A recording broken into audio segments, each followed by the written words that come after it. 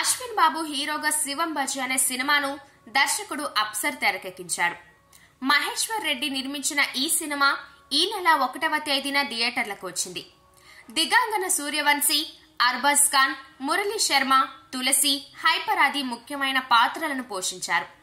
అలాంటి ఈ సినిమా ఈ రోజు నుంచి అమెజాన్ ప్రైమ్ లో స్ట్రీమింగ్ అవుతుంది. ఈ సినిమా ఎలా ఉందనేది ఇప్పుడు చూద్దాం. ఈ మధ్య కాలంలో సాధారణమైన కథలకు దైవశక్తిని, దైవానుగ్రహాన్ని జోడిస్తున్నారు. అలా చేసిన కొన్ని సినిమాలకు మంచి రెస్పాన్స్ వచ్చింది. అందువలన ఈ కథ కూడా అదే దారిలో నడుస్తుంది. అయితే అనుకున్న స్థాయిలో ప్రేక్షకులను మెప్పించలేకపోయింది. అందుకు కారణం కథా కథనాలను పట్టుగా అల్లుకోకపోవడమేనని చెప్పుకోవచ్చు. ఈ కథ 4 వైపుల నుంచి కదులుతుంది.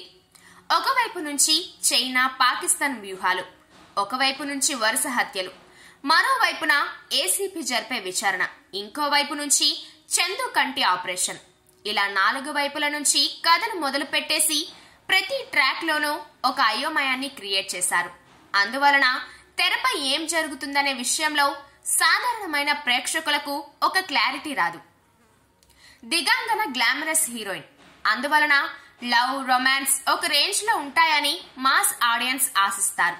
కానీ దర్శకుడు అలాంటి ఆలోచనే చేయకపోవడం ఆడియన్స్ కి అసహనాన్ని కలిగిస్తుంది. ఇక ఈ సినిమాలో ఫైట్స్ ఉన్నాయి, కానీ వాటి వెనుక బలమైన ఎమోషన్ లేదు. అందువలన సన్నివేశాలు ఎప్పటికప్పుడు తేలిపోతూ ఉంటాయి.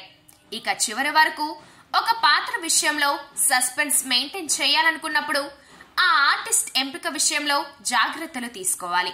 అలా కాకుండా నెగటివ్ షేడ్స్ తో కూడిన పాత్రలను ఎక్కువగా చేసిన ఒక ఆర్టిస్టును మొదటి నుంచి మంచివాడిగా చూపించి ఆ తర్వాత విలన్ గా చూపించడం కిక్ ను ఇవ్వదు.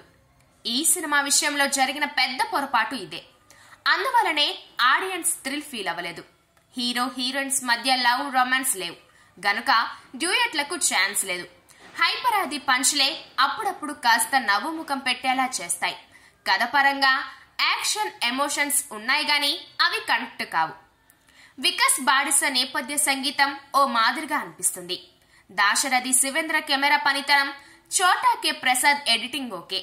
విదేశీ కుట్ర, వరుస హత్యలు, హీరోను దైవం వైపు మళ్లించే విధానం వంటి అంశాల చిత్రీకరణలో మరింత కసరత్తు చేసి ఉంటే బాగుండేదేమోనని అనిపిస్తుంది.